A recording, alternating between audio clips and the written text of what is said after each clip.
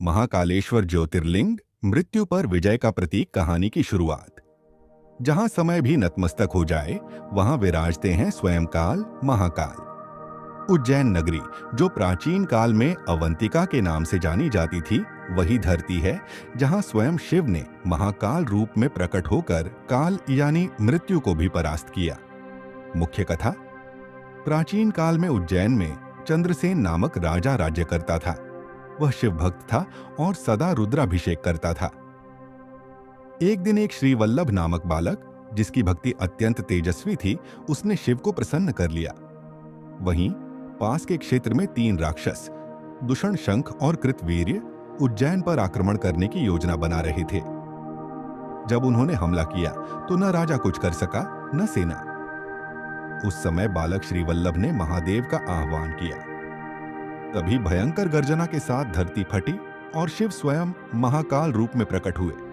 उनकी जटाओं से अग्नि निकली, त्रिनेत्र से भस्म और उनके तांडव से पृथ्वी कांप उठी। महाकाल ने राक्षसों का वध किया और उज्जैन की रक्षा की। क्यों कहलाते हैं महाकाल?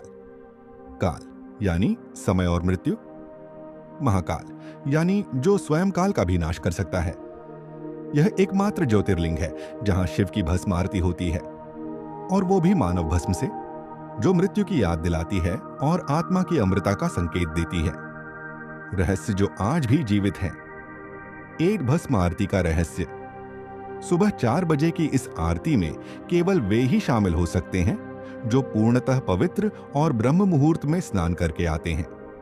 कहते हैं यह भस्म किसी चिता की होती थी पहले, अब नियम बदले गए हैं, समय से परे।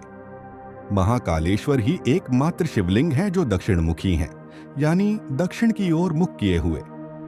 यह मृत्यु के देव यमराज की दिशा मानी जाती है और यही दर्शाता है कि महाकाल यम से भी ऊपर है।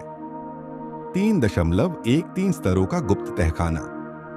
महाकाल मंदिर के नीचे 13 गहरे स्तरों का एक रहस्यमयी भूमिगत रास्ता बताया जाता है, जिसे अब बंद कर दिया गया है।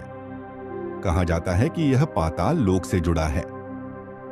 दोस्तों, यदि यह रहस्य कथा आपको पसंद आए तो कृपया हमारे चैनल प्राचीन रहस्य कथा को सब्सक्राइब करें और वीडियो लाइक करें, शेयर करें, ताकि इसी तरह और भी रोचक कथा ला सके। धन्यवाद।